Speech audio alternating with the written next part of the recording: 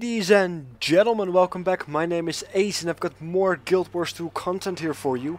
This time I'm going to show you all the weapon skills and abilities of the Guardian. And the Guardian was actually one of my first characters ever created in Guild Wars 2, which is like the first beta weekend, so not that long ago, but it's the first character that I ever created. It was a Norn Guardian, but this is a human Guardian. And we're just going to go through all the weapons. Once again, a lot of weapons available, so the time codes can be found in the description box below this video if you're just looking for a specific weapon. That said, let's get started with the two-handed sword. I already got it equipped, and let's just start off with the auto attack, and one is always the auto attack. Pretty much just 3 hits in a row, nothing too special, but you do get some might, as you can see right here at the third strike. You do gain might. So your attack's becoming more strong with the third hit. The burning that you see is a passive that every single Guardian has, which I believe is Virtue of Justice. As you can see, burns foe with every 5th attack. So don't get confused with that. The second one is Symbol of Wrath, and it basically gives you retaliation. And as you can see, it reflects incoming damage. It's a pretty decent defensive maneuver, considering you are a Guardian, you are going to be in combat. And if you put this down at the main tank, for example, if there's going to be a main tank type character, this is definitely going to help him or her out, because everybody gets it that stands in that circle. Ruling Wrath, which is pretty much an AoE, sending out projectiles, as you can see right here. Not as accurate as you possibly want it to be, but you want to be very close to an enemy for it to work. So if you are surrounded, Ruling Wrath is your way to go, but don't rely on its projectiles to do damage. You really want to be close to your main target and then hope for the best, pretty much. Leap of Faith is, a leap attack, your charge ability to go in or out of combat. Pretty nice. Does also cost blind on impact. So very nice to start a combat or a battle off with. Just gonna finish this one off. There you go. And if you're wondering how I can do these rolls, if you have enough energy you can double tap on your movement keys and do it, I suppose. Alright, moving on to the last one for the Greatsword, which is Binding Blade. And this is a ability that is more utility than anything else, because it allows you to pull enemies in. You tag them, you pull them in, and then you can do your whirlwind ability. That's the main combo that's being used, to my knowledge. The most effective one for the Greatsword in an AoE situation. Then you can put down your Symbol of Wrath, so you reflect all the incoming damage. And of course then you can strike the people that are still up down. So that's a nice combo for you to start off with. Moving on to the PvP hammer, which is two-handed. And these are all PvP training grounds, but they allow you to be at max level to give you a proper representation of the powers that you may or may not have obtained during the way. Alright, another two-handed weapon. Starting off with auto attacks. And also this one gives protection. So if you are going to be defensive while still having a two-handed weapon, the Mace is to go, because it gives protection which reduces damage taken on the third hit, while still doing nice auto attack damage. Mighty Blow, as you can see, damages nearby foes with a mighty ground slam. So it's a pretty nice AoE just around you. Not too big, but if you are surrounded, these things don't really matter too much, because you have to get up and close. That's the whole point of being a Guardian with a two-handed weapon. You have to be close up to the enemy. Alright, third ability is Zealots Embrace. As you can see, it's basically an immobilizing move. Not too big on the damage, but very big on the range. As you can see, it basically chains them down to the ground while also removing a little bit of their defense. But definitely not something you want to use for damage purposes. But if you have to get away or kiting, things like that, definitely worth using. Banish, as you can see, getting very close to an enemy allows you to bash him a little bit back, not too much. As you can see, the blowout is only 750. But if you want to create a little bit more distance between you and an NPC or a player, if that's the case, it's definitely nice to use. Because then you can push people back, then for example follow up with Zealots Embrace and run away, or let somebody else charge in. It's all pretty much possible. And of course the last one is a Ring of Warding. And there's no damage, but it does allow you to create this ring, which is, you know, you can't move out, enemies can't move out, but they also can't get in. So if you know there's a lot of melee type characters around you that want to, do your head in, you might be able to prevent death just a little bit longer while using Ring of Warding. So it's utility. Perhaps you can run through a choke point and put this one down, but that's pretty much all the use you have for it, depending on the situation. Alright, now we have had the two-handed weapons, but you also can wear a staff, which is also two-handed. Which is surprising, because I did not expect a plate-wearing class to be able to wear a staff. But you can. And the auto attack is rather spammy. It's a cone attack. As you can see, it doesn't do too much damage, but has a very big range. And it is fully AoE, so imagine all multiple mobs in here. The damage does ramp up quite nicely. Orb of Light is... Oh, gotta stop the auto attack. As you can see, it does a little bit of damage, but it's also a healing spell, and you can basically detonate the orbs whenever you want. As you can see, if you just use it at if you just fire at an enemy, it will explode there, and if people are close to it, it will heal them. But you could also use it as a as you can see right there, you can detonate it whenever you want. So if people are running around and you want to heal a specific target, that's one way to do it. Alright, Symbol of Swiftness. Very neat, because not only does it do damage, not as much, but it does do damage. It also grants the people around or standing into it swiftness. So as you can see, it does a little bit of damage, while giving me swiftness, as you can see at the bottom of my screen. So pretty nice. It also apparently causes a debuff on the enemy, so very nice for AoE purposes. And of course, Line of Warding. Pretty straightforward, just a wall, and enemies can't go through it, but you can, as you can clearly see. So if you want to slow people down or want to protect friendlies, you can use this wall to protect them. And Martyr, if I pronounce that correctly, is purely and only a self-buff ability as well as a supportive ability. Because as you can see, you pull away all negative effects to yourself from all your allies, while giving yourself all these buffs at the same time to even it out. Looks a little bit like this. Refreshing. As you can see, massive amount of buffs, but they don't last too long. So it's more of a save everybody else's ass on the debuff side type of an ability. Alright, this is all the two-handed abilities that we have.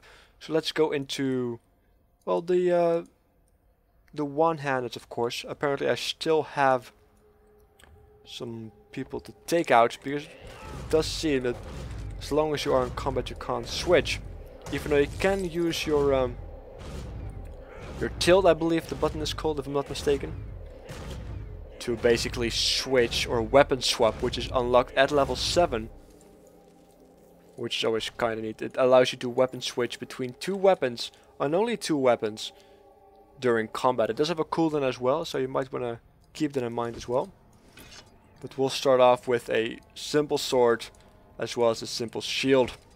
Pretty traditional outfit for a guardian type character. So we'll start off with the auto attack. As you can see, applies nothing really.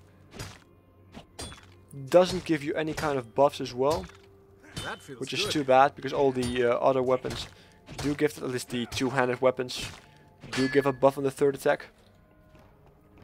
Flashing Blade, very nice ability, because it allows you to blink to people while blinding them as well. Doesn't do too much damage, but the blind effect is more than enough to help out, well, yourself or perhaps your allies.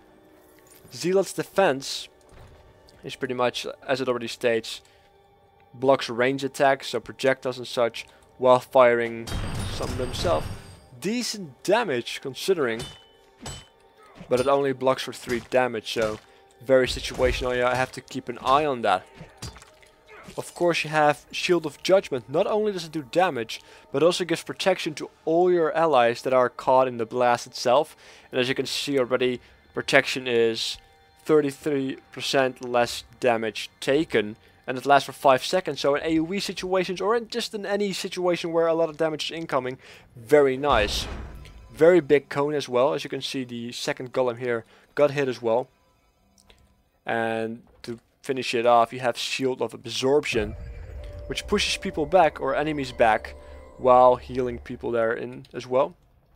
Alright, now it doesn't heal people, it absorbs projectiles. It doesn't reflect them, it purely absorbs them and knocks enemies back that are close. So it's a very pure and only defensive ability. I got confused with Sanctuary, because Sanctuary does heal you, but we are only covering the weapon skills, the weapon skills here, and I will be covering utility spells like Sanctuary in the future if the request is high enough. Right, so we have all these weapons done. See if I can already switch to... No, I can't. I still have to defeat this golem. So let's see if we can get some combo going. Do some blinking. I think the Zealots Defense is your highest ability damage wise for sword use, if you just want to use an ability to do massive amounts of damage. It also has a little bit of a ranged, nothing too impressive, but something to consider. So let's get the scepter as well as the focus, and now you start to become a little bit more casty, a little bit more of a support caster. So let's just start off with the auto attack, which are slow moving orbs. As you can see, doesn't do too much damage. There's no additional buff to it. Smite is an AoE, which looks a little bit like this. As you can see, orbs flying all over the place. You can't even actually stop your auto attack once you get going. So I'm going to show you the AoE once again. As you can see, it's just multiple hits on a target if they do get hit. Change of Light doesn't do any damage, but does do some quite powerful debuffs. And on the vulnerability side, as you can see, just change somebody to the ground, nothing too impressive.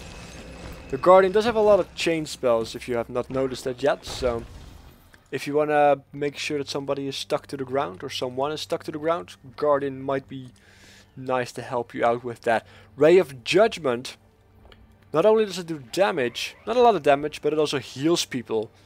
Or at least the people that get hit by the Ray of Judgment itself, as well as allies will regain regeneration and lose 1 debuff basically. And it looks a little bit like this. Nothing too impressive. As you can see, it does even less damage than your auto attack. So it's purely based on the blindness that it causes, as well as the heal and the debuffing of negative effects. And the last ability, of course, is Shield of Wrath, which looks a little bit like this. Nothing too special, just blocks 3 attacks, and if they don't, then they explode, doing, as you can see, 808 basic damage. Just finish off this golem right here. So the Guardian isn't really too impressive on the offensive side, but does have a lot of spells, a lot of skills that can help out your entire group, or just yourself in certain situations, depending on how you're fighting, of course.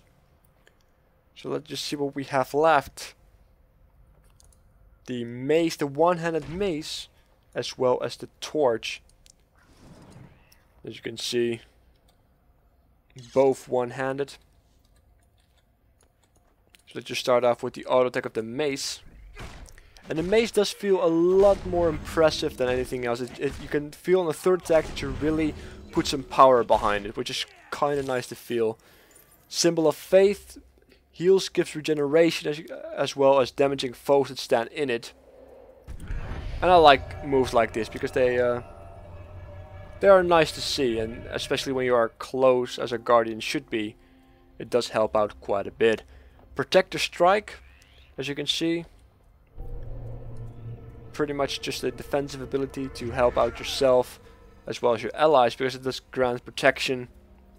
And as you can already see, damages enemies that strike protected allies. So if you put this directly into a tank-like character or people that are taking damage, you basically do damage because they do damage, if you know what I mean.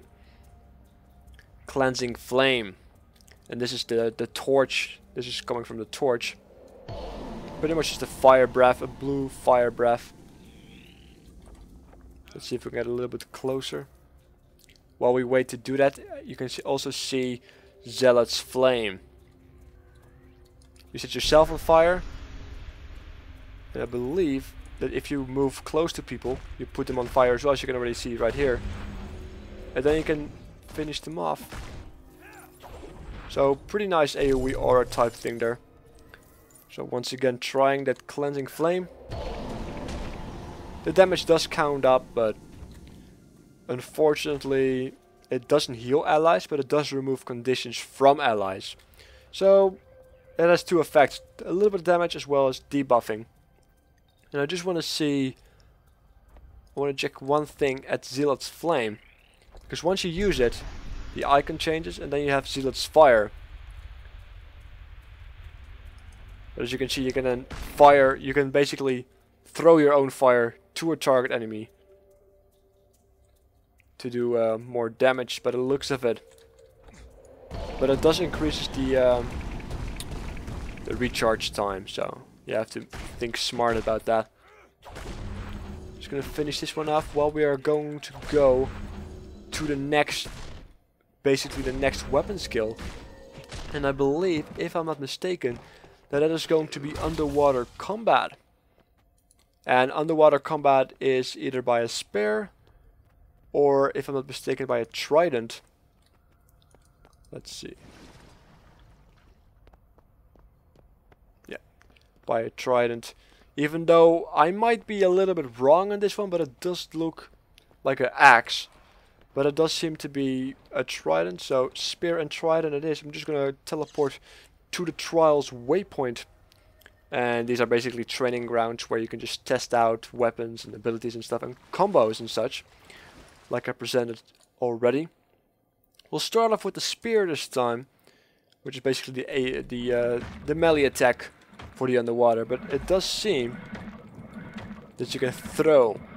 The other classes that can use spears, their auto attack is basically a melee attack, while this one is a range attack, so that's quite nice to see. Does stack vulnerability as well, but the damage is not too impressive. So that is something you have to think about. Right. That is the auto attack for you. Zealot's Fury, and that's pretty much a stabby attack. Decent damage. Also has a small frontal cone, so everybody that gets caught in the stabbing will take some damage. Brilliance blinds all nearby foes while doing some damage by the looks of it as well. And that looks a little bit like this. As you can see right there, blinded. Spear Wall creates a spear wall in front of you that damages foes passing through it. So let's just see how much damage that actually does. Now they actually have to walk through it, so it's just an underwater wall. And considering you might be able to swim away from a certain underwater life, kind of nice to have the small amount of damage that you don't really have to do anything for. Let's see. Wrathful Grasp. My English is getting better by the second. Holy hell. Wrathful Grasp, which is basically a burning, applies a lot of burning damage, as you can see, for 5 seconds. And it also pulls enemies to you. So, it's gonna get in range. Applies the burning damage, but it also does some initial damage as well, but it all comes down to that burning damage, as you can see right there. It does do some decent burning damage. And from there on you just finish off your target, so we can move on to the next ability or the next weapon, and the last one as well, which is of course the Trident, which looks kind of anticlimactic. But it is beta, so things will most likely change. I hope they will change. At least the icon. Because it definitely looks like an axe. And as you can see, the Trident is basically the staff for underwater. And it does seem that the server is going to close down really soon. So we are lucky here. And it does heal, as you can see right here, but also do damage.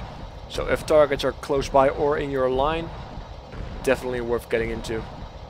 Purify, pretty straightforward, does some damage, does some burning damage as well, while removing those conditions from allies that are caught in the blast range. Pillars of Light, oh, that's the wrong ability. Pillars of Light.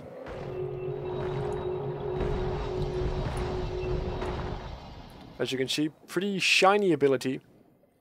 Does do some decent damage, and it lasts for 5 seconds. And you have to understand that it pulses as it already states, so you have to keep your enemy in there. I'm gonna try one more time. As you can see, damage is over time. So basically an AoE. Alright, we have Refraction. Creates a bubble that absorbs hostile projectiles and grants retaliation to allies. So basically an underwater aura that helps defending yourself as well as your allies with no actual damage. And the last skill of the last weapon, Weight of Justice. Sink your foe with the Weight of Justice. Does do decent damage, but it's not too impressive because I believe it's just a simple underwater CC, as you can see right there. The Elementalist has similar abilities to even let people float or sink. And the Guardian does seem to have that one as well. Pretty long cooldown, but very nice to use it to get out or CC people. And while the server is closing down, I can only say make sure to subscribe.